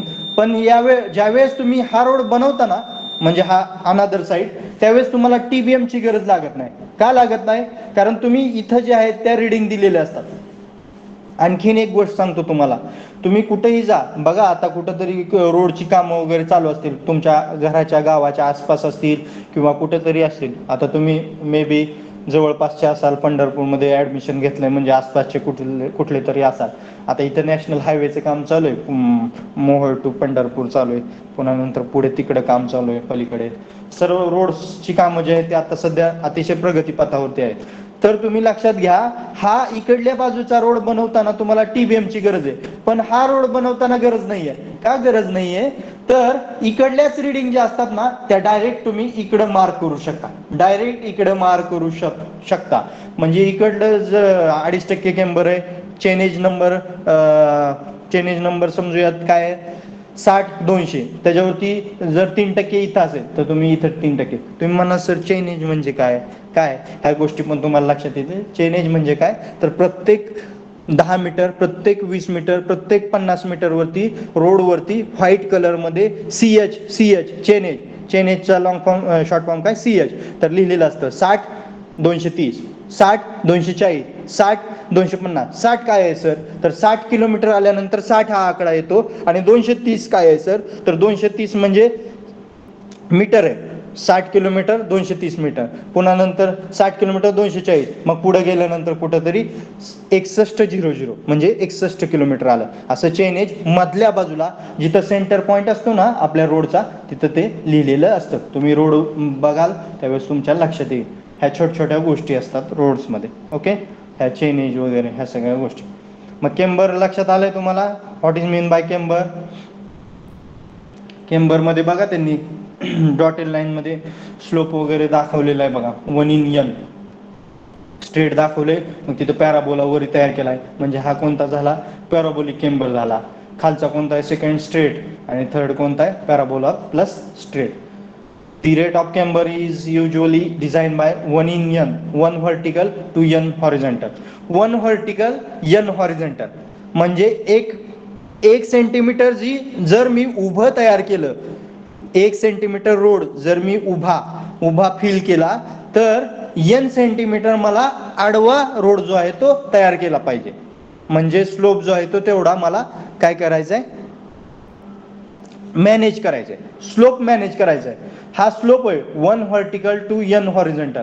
जर समजा 1:10 आहे, 1:16 आहे, 1:36 आहे, 1:50 आहे. जर मग 1 मीटर मी भराई करत असेल रोडची, तर 50 मीटर मला 1:50 आहे समजूया, तर 50 मीटर मला हॉरिझॉन्टल रोड जो आहे तो तिथं तयार केला पाहिजे त्या स्लोपमध्ये. कोणत्या, तर 1 मीटर डेप्थ म्हणजे 1 मीटर व्हर्टिकल, तर 50 मीटर मला हॉरिझॉन्टल. अशा प्रकारे 1/n अशा प्रकारे मला रोड जो आहे तो हे केला पाहिजे, डिझाईन केला पाहिजे. मग त्यामध्ये तुम्हाला सांगितलंय टाइप्स ऑफ केंबर काय आहेत, तर पॅराबोलिक केंबर, स्ट्रेट केंबर आणि पॅराबोला प्लस स्ट्रेट. मग मला आता कोण सांगेल पॅराबोलिक केंबर, एक जणांनी कुणीतरी सांगा. Parabolic camber advantage disadvantage, straight camber advantage disadvantage. आणि roll number 6, too late. Lecture 1 तास होऊन गेलं. शुभदा मोरे, लवकर जॉईन होत चला. मान्य कुणाची तरी काहीतरी अडचण असू शकते, परंतु लेक्चर मिस करू नका. आणि लास्टचं जे आहे ते पॅराबोलिक प्लस स्ट्रेट, त्याचं कोण ॲडव्हान्टेज डिसॲडव्हान्टेज प्लीज कोण एक्सप्लेन करू शकते सांगा.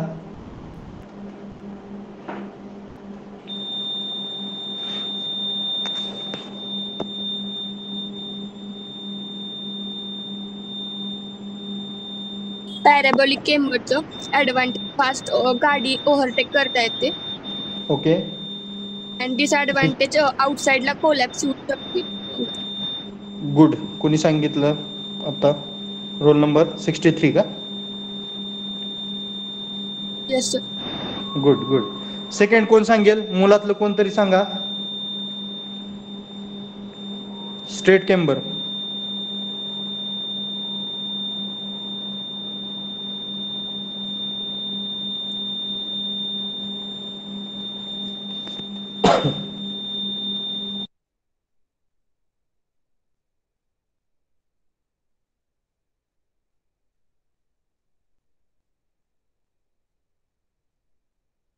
स्ट्रेट केम्बर डिसएडव्हान्टेज गाडी फास्ट जाऊ नाही शकत.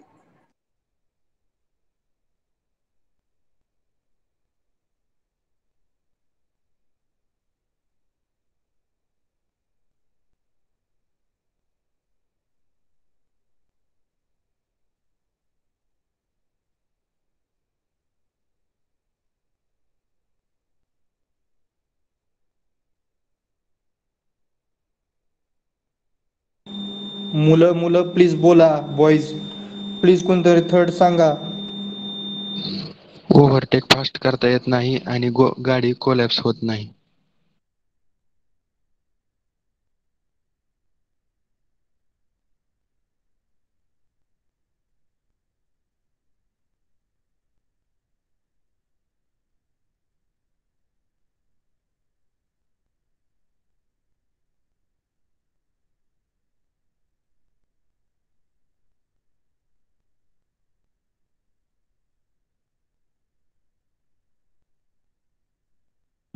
सॉरी, आवाज म्यूट होता.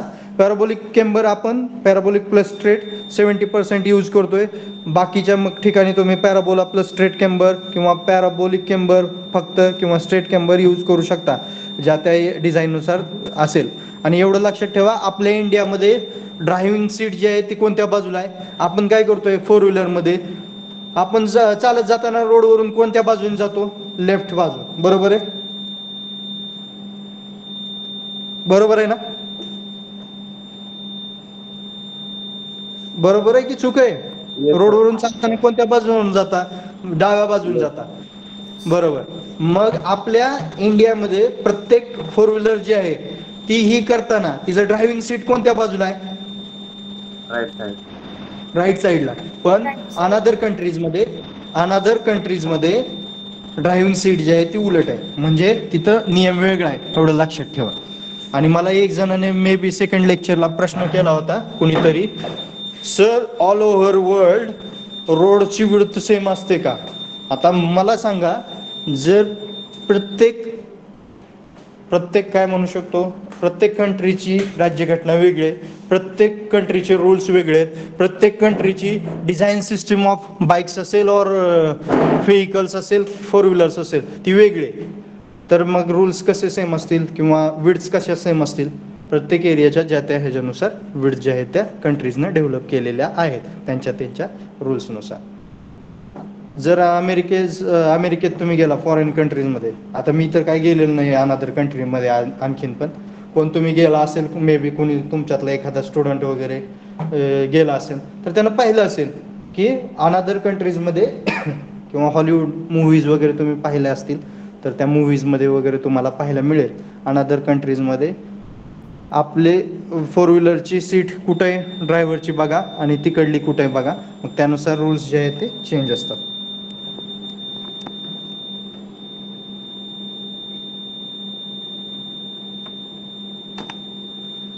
बघा नेक्स्ट पॉइंट दिसतोय तुम्हाला स्क्रीनवरती. A slide downward curve from the middle to the sides of a surface such as road. Percentage of camber 2%. Purpose of camber बघा त्यांनी मी सांगितलं होतं. क्राऊन म्हणजे काय तर सेंटर पॉईंट, मधला पॉईंट जो reach point highest point of road असतो. आणि कर्व म्हणजे काय? कर्व दिसतोय बघा इथं, कर्व केम्बर कुठपर्यंत आहे आणि कर्व म्हणजे काय कोण सांगू शकेल मला? कर्व ह्या डायग्राम मध्ये कर्व दिसतोय त्यानुसार मला कोण सांगू शकेल? कर्व ऍक्च्युली शिकायचंय आपल्याला पुढे, पण तरी पण मला कोण सांगू शकेल कर्व म्हणजे काय? पाहिलेलं आहे सर्वांनी रोड.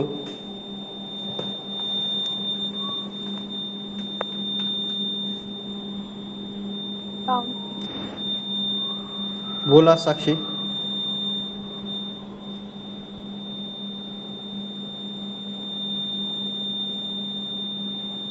बोला 62 रोल नंबर बोला. Boundary sir. बाउंड्री ठीक आहे. Okay good. बॉईज प्लीज बोला, कुणीतरी बोलत चला. चुकू द्या, मी काय म्हटलंय का तुम्हाला?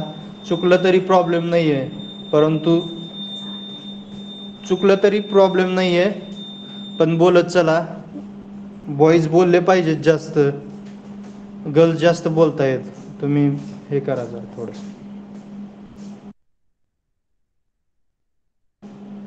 थोडंसं लक्ष देत चला. काय समजत नाही का मुलांना माझं?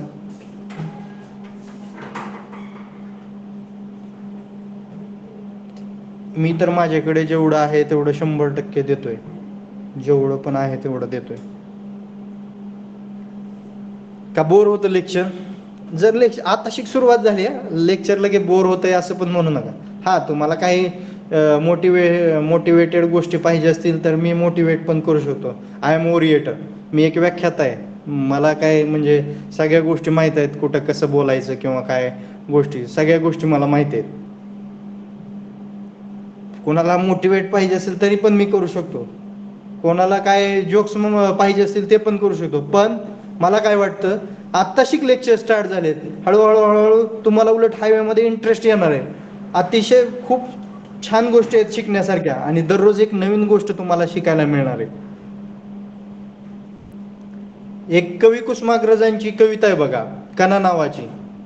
ओळखलत का सर मला, पावसात आला कोणी, कपडे होते कर्दमलेले, केसावरती पाणी, क्षणभर बसला नंतर हसला, बोलला वरती पाहुणी, गंगामाई पाहुणी आली गेली घरट्यात राहुणी, माहेर वाशिन पोरी सारखी चार भिंतीत नाचली, मोकळ्या हाती जाईल कशी बायको मात्र वाचली, भिंत खचली चूल भिजली, होते नव्हते नेले, प्रसाद म्हणून पापण्यामध्ये पाणी थोडे ठेवले, कारभारणीला घेऊन संगे सर आता लढतो आहे, चिखलगाळ काढतो आहे, पडकी भिंत बांधतो आहे, खिशाकडे हात जाताच हसत हसत उठला, पैसे नकोत सर जरा एकटेपणा वाटला, मोडून पडला संसार तरी मोडला नाही कणा, पाठीवरती हात ठेवून सर फक्त लढ म्हणा, पाठीवरती हात ठेवून सर फक्त लढ म्हणा. आता लक्षात ठेवा, ही मुलांसाठी मी सांगितलंय. मोटिवेशन पाहिजे असेल, मोटिवेशन माझ्याकडे भरपूर आहे. मोटिवेशन व्हायला तुम्हाला काही कमी नाहीये. प्रत्येक लेक्चरला मोटिवेट करायचं असेल तरी आपण 5 मिनिटं करूया. पण लक्षात ठेवा, तुम्हाला 1 तासाचं लेक्चर आहे 60 मिनिटाचं. त्या 60 मिनिटाच्या लेक्चरमध्ये तुम्हाला कमीत कमी 45 मिनिटं तुमचं माइंड जे आहेत ना स्टेबल असलं पाहिजे. म्हणजे 45 मिनिटं तुम्ही न हालचाल करता, न काय करता सर्व गोष्टी ज्या आहेत त्या ॲनालिसिस केला पाहिजे. अतिशय इंटरेस्टिंग सब्जेक्ट आहे, अतिशय छान आहे, शिकण्यासारखा सब्जेक्ट आहे. एवढं लक्षात ठेवा. फक्त मुली बोलतायत, छान गोष्ट आहे, चांगली गोष्ट आहे, मुली बोलतायत चांगली गोष्ट आहे, पण मुलांनी पण तेवढ्याच ह्यानं बोला, म्हणजे माझ्या लक्षात येईल की मी सांगतोय त्या गोष्टी तुम्हाला कळतायत की नाहीत. एवढं लक्षात ठेवा आणि बोलत चला. चॅट बॉक्समध्ये काय प्रॉब्लेम येत असेल, माझा व्हॉइस क्लिअर नसेल ते सांगत चला, मी शिकवलेलं समजत नसेल ते सांगत चला. जर समजा 2 ग्रुप केले, बघा आता एक छोटीशी गोष्ट आहे. एका ठिकाणी काय केलं, एका कॉलेजमध्ये सिव्हिल इंजिनिअरिंगचे स्टुडंट होते. मग 2 बॅचेस केल्या. त्या 2 बॅचेसमध्ये एक 10 स्टुडंटची बॅच आणि एक 10 स्टुडंटची बॅच, 2 बॅच केल्या. 2 बॅच केल्यानंतर त्या दोन्ही बॅचेसला काय सांगितलं, तुमच्याकडे 10 दिवस आहेत, तुमच्याकडे 10 दिवस आहेत, तुम्हा 10 मुलांना, म्हणजे मुलं असतील मुले असतील, त्या बॅचमध्ये 2 ग्रुप आहेत. मग त्या दोन्ही ग्रुपला 10 दिवस दिले आणि त्यांना सांगितलं की ह्या 10 दिवसामध्ये तुम्ही एका बॅचला सांगितला, एका बॅचला, पहिल्या बॅचला सांगितलं ह्या 10 दिवसामध्ये तुम्ही फक्त एकच मातीचं मडकं बनवायचंय, एकच मातीचं मडकं बनवायचंय, जे की अतिशय ॲक्युरेट पाहिजे. म्हणजे तिचा जे मटका तयार होणार आहे, हंडा तयार होणार आहे, तो काय माठ तयार होणार आहे, तो माठ जो आहे तो अतिशय चांगला पाहिजे. मग कोणतीही माती यूज करा, दोघांना पण सेम माती दिली. मग पहिल्या ग्रुपला काय सांगितलंय, फक्त एकच मटका तुम्हाला बनवायचा आहे, जो की 10 दिवसामध्ये बनवायचा आहे तुम्हाला. फक्त एकच मटका पण ॲक्युरेट बनवायचा आहे. मग 10 स्टुडंट आहेत सिव्हिलचे, मग त्यांना ते वर्क दिलं. आणि दुसऱ्या बॅचला काय सांगितलं, तुम्हाला पण 10 दिवस आहेत, परंतु तुम्हाला नंबर ऑफ मटके बनवायचे आहेत. मग ते कसे पण होऊ द्या, चांगले होऊ द्या, वाईट होऊ द्या किंवा काही असू द्या. मग ह्या दोन्ही बॅचेसला काम दिलं. मग दोन्ही बॅचेसला काम चालू केलं. पहिली बॅच काय करायला लागली, पहिल्या बॅचला काय सांगितलंय, एकच मटका बनवायचा आहे, पण तो चांगला पाहिजे, ॲक्युरेट पाहिजे, क्लिअर पाहिजे, आणि तुमच्याकडे 10 दिवस आहे. सेकंडला काय सांगितलंय, तर तुमच्याकडे 10 दिवस आहेत, परंतु नंबर ऑफ मटके तुम्ही बनवू शकता, तुम्हाला ॲक्युरेसीचं काही नाही आहे. मग पहिल्या बॅचचं काय झालं, पहिली बॅच काम करायला लागली, एक मटका बनवण्यासाठी स्वतः काम करायला लागली. ते काम करत असताना त्यांना सारखं टेन्शन यायला लागलं. आपल्याला सरांनी काय सांगितलंय, तर एकच मटका बनवायचा आहे, पण तो ॲक्युरेट बनवायचा आहे. म्हणून ते काय झाले, टेन्शनमध्ये बसले, म्हणजे टेन्शनमध्येच काम करायला लागले, आणि ते पुढती जाईनाच. म्हणजे त्यांची ॲक्युरेसी जी आहे ती जाग्यावरच थांबली. म्हणजे निगेटिव्ह थिंकिंग जी आहे ती त्यांच्या मनामध्ये आली, की आपल्याला ॲक्युरेट करायचे, ॲक्युरेट करायचे, ॲक्युरेट करायचं, फक्त एवढंच लक्षात त्यांच्या. आणि आपल्याला एकच मटका आहे, पण तो ॲक्युरेट बनवायचा आहे. म्हणून त्यांचा मटका काय तयारच झाला नाही, पहिल्या बॅचचा मटका काय तयार झाला नाही. पण सेकंड बॅचला काय सांगितलं होतं सरांनी, तर सेकंड बॅचला सांगितलं होतं की तुम्ही नंबर ऑफ मटके बनवा, कसेही असू द्या. मग हे सेकंड बॅचनं काय केलं, तर सेकंड बॅचनं मटके तयार पहिल्या दिवशी बनवले, एक 25 मटके पहिल्या दिवशी बनवले. मग ते ओबडधोबड झाले. मग दुसऱ्या दिवशी त्यांनी काय ठरवलं, यार आपले पहिल्या दिवशी थोडेसे ओबडधोबड मटके तयार झालेत, आपण आणखीन चांगले बनवूया. मग त्यांनी काय केलं, थोडी ऑलरेडी त्यांची ॲक्युरेसी वाढत गेली, आणि त्यांचे चांगले अतिशय मस्त मटके जे आहेत ते शेवटच्या 10व्या दिवसापर्यंत नंबर ऑफ मटके तयार झाले. म्हणजे मला सांगायचं काय आहे तुम्हाला ह्याच्यातून तात्पर्य आहे, तर 2 बॅचेस आहेत.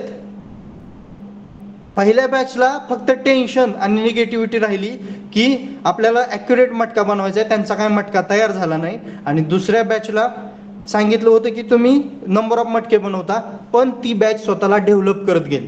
म्हणजे पहिल्या दिवशी त्यांच्याकडून काहीतरी चूक झाली, पण दुसऱ्या दिवशी त्यांनी सुधारली, तिसऱ्या दिवशी त्यांनी सुधारली, आणि हळूहळू उलट त्यांचे ॲक्युरेसीने चांगले मटके तयार झाले. म्हणजे तुमच्या जीवनामध्ये मला सांगायचं आहे, तर पॉझिटिव्ह थिंकिंग ठेवा. आजचा दिवस, आज काहीतरी थोडी गोष्ट जमली नसेल, पण ती दुसऱ्या दिवशी, तिसऱ्या दिवशी, चौथ्या दिवशी, राईट 21व्या दिवशी तुम्हाला ती गोष्ट जमलेली असेल, कितीही हार्ड असू द्या. 21 डेज ज्यावेळेस तुम्ही स्वतःच्या शरीराला सवय लावताना, 21 दिवसामध्ये ती सवय शरीर तुमचं जे आहे ते ॲक्वायर करतं. 21 दिवसात कोणतीही गोष्ट, जर चांगली गोष्ट करायची असेल तर 21 दिवसात तुम्ही तिला जॉईन होऊ शकता. पण ती 21 दिवस तीच गोष्ट त्याच टायमिंगला ती करत राहायची. तुम्ही 21 दिवसात 100% 22व्या दिवशी तुम्ही ती गोष्ट त्या टायमिंगला करणार म्हणजे करणार. आणि जर वाईट सवय लावायची असेल तरी पण सेम तसंच आहे. म्हणजे 21 दिवसात माणूस हा स्वतःला चेंज करू शकतो. पॉझिटिव्ह थिंकिंग पाहिजे माणसाकडे, एवढं लक्षात ठेवा. हा सांगायचा तात्पर्य आहे. आपण आपल्या विषयाकडे येऊयात. मुलांनी बोलत चला, काय प्रॉब्लेम येत असेल तर मला विचारत चला. पर्पज ऑफ केम्बर, पर्पज मी सांगितलेले आहेत. केम्बरचे पर्पज काय, to remove the rain water from the pavement surface as quickly as possible. म्हणजे पडलेलं पावसाचं पाणी हे लगेच निम्म डाव्या बाजूला निम्म उजव्या बाजूला गेलं पाहिजे, on either side of road. म्हणून आपण काय करतो, तर केम्बर प्रोव्हाइड करतो कशाला, रोडला. सेकंड पॉईंट काय दिलाय, to prevent entry of water in to bituminous pavement layers. जर आपण स्लोप प्रोव्हाइड नाही केला, कशाला, रोडला, बिट्युमिनस लेअर प्रोव्हाइड नाही केला, स्लोप प्रोव्हाइड नाही केला, तर काय होण्याचे चान्सेस आहेत, आणि जे तिथंच मुरण्याचे चान्सेस आहेत. कशामध्ये, बिट्युमिन मध्ये. आणि लक्षात ठेवा, बिट्युमिन यूज करताना, डांबर यूज करताना रोडमध्ये कमीत कमी 5% यूज केलं जातं. जर ऍक्च्युली एखादी कंपनी असेल ना, तर एखादी कंपनी काय करते, 3.5%, 4%, 4.5% डांबर यूज करते. जर डांबर कमी यूज केलं तर काय प्रॉब्लेम होतो, डांबर कमी यूज केलं तर डांबर हे बाइंडिंग मटेरियल आहे. म्हणजे तुमची जी छोटी छोटी खडी आहे 6 mm ची, तिला पकडून ठेवण्याचं काम काय करतं, डांबरामध्ये चिकटपणा आहे ना, ते बिट्युमिन काय करतं, सर्वांना एकत्र ठेवण्याचं, एक जीव होमोजिनियस ठेवण्याचा प्रयत्न करतं. जर डांबराचं प्रमाण कमी वापरलं, कमी पर्सेंटेज वापरलं, आणि ते जर हाय हिटेड नसेल, तुम्हाला पहिल्या का दुसऱ्या लेक्चरला, तिसऱ्या लेक्चरला सांगितलं होतं, प्लांटवरती 160 डिग्री ते 150 डिग्री सेल्सिअस असतं, आणि ज्यावेळेस वरती साईटवरती आलेलं असतं पेवर मशीनच्या वेळेस तिथं ते 120 ते 130 डिग्री सेल्सिअस असतं. मग त्याचं डिग्री टेम्परेचर आणि जर त्याच्यामध्ये डांबर पर्सेंटेज कमी असेल तर तुमचा रोड जो आहे तो लवकर एकजीव होणार नाही आणि लवकर रोड खराब होईल आणि त्यामध्ये पाणी जे आहे ते जर केंबर व्यवस्थित नसेल तर पाणी जे आहे ते मुरेल तुमच्या बिटुमेनमध्ये. नेक्स्ट थर्ड पॉईंट काय दिलाय, to prevent entry of surface water into subgrade soil through pavement. To prevent entry of surface water into subgrade soil through pavement. Surface water म्हणजे काय, पडलेलं पावसाचं पाणी कुठलं, वरती कॅरेज वे वरती बिटुमिन वरती. इनटू सबग्रेड सॉइल म्हणजे जर केंबर व्यवस्थित नसेल, फक्त हॉरिझॉन्टल असेल, बिटुमिन नीट वापरलेलं नसेल तर पडलेलं पावसाचं पाणी आतमध्ये खाली WM मध्ये जाईल, GSB मध्ये जाईल आणि सबग्रेड मुरमामध्ये जाईल. मग लवकर तुमचा रोड जो आहे तो खराब होईल. मग टू प्रिव्हेंट म्हणजे काय तर थोपवणे, हे होऊ देऊ नये. म्हणून पर्पज म्हणजे काय, त्याला फायदे काय केलं पाहिजे काय नाही केलं पाहिजे ह्या गोष्टी ज्या आहेत त्या केंबरसाठी सांगितलं आहे. आणि last but not the least, to make pavement surface attractive. तुमचा दिसणारा रोड जो आहे तो अट्रॅक्टिव्ह दिसला पाहिजे, स्मूथ दिसला पाहिजे. लक्षात आले केंबरचे पर्पजेस, केंबरचे times, what is mean by camber, ह्या सर्व गोष्टी लक्षात आल्या असतील, आल्या आहेत. Yes sir. ओके ठीक आहे. खूप झाली माझी बडबड आज, मी थांबतोय. कोणाला काय विचारायचं असेल तर विचारा, नसेल तर चॅट बॉक्समध्ये तुमचे नंबर्स टाकू शकता.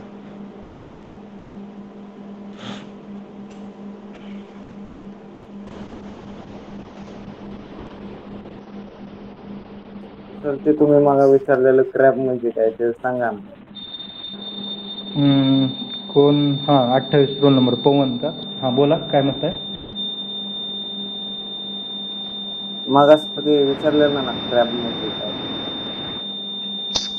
काय काय विचारलं होतं मी मगाशी. रोडच्या स्लोपच्या साईडला क्रॅब. आवाज तुमचा नाही मला लक्षात येईना काय बोलताय ते. स्पेलिंग टाकताय चॅट बॉक्स मध्ये टाका. कर्ब सर. कर्ब का, रोडच्या साईडला कर्ब ना. हा सर. हा ओके सांगतो. कर्ब म्हणजे काय, बाउंड्री, तुमच्या रोडची कॅरेज वेची बाउंड्री ठरवलेली असते. शक्यतो हे कर्ब जे आहेत ना तुम्हाला शहरामध्ये सिटीमध्ये पाहायला मिळतील, ना की तुम्हाला खेड्यामध्ये किंवा काय विलेज रोडमध्ये पाहायला भेटेल. हे खेड्यामध्ये पाहायलाच भेटणार नाही तुम्हाला. कर्ब जे आहेत ते सर्व कुठं पाहायला मिळतील, तुमच्या शहरामध्ये. मग पुणे असेल, मुंबई असेल किंवा काय असेल, ते जे आहे ते yellow colour, black colour, white colour मध्ये कॉर्नरला केलेले असतात बघा, उभे पट्टे मारलेले असतात त्यावरती आणि छोटीशी विड्थ प्रोव्हाइड केलेली असते. तुम्हाला आता टाइप्स ऑफ कर्व्स आणि कर्व म्हणून पुढे एक पॉईंट येईल, त्यामध्ये पण लक्षात येईल ते काय आहे. तुम्हाला तिथं मी एक डायग्राम वगैरे दाखवेन, मग ते तुम्हाला आणखीन जास्त लक्षात येईल. ओके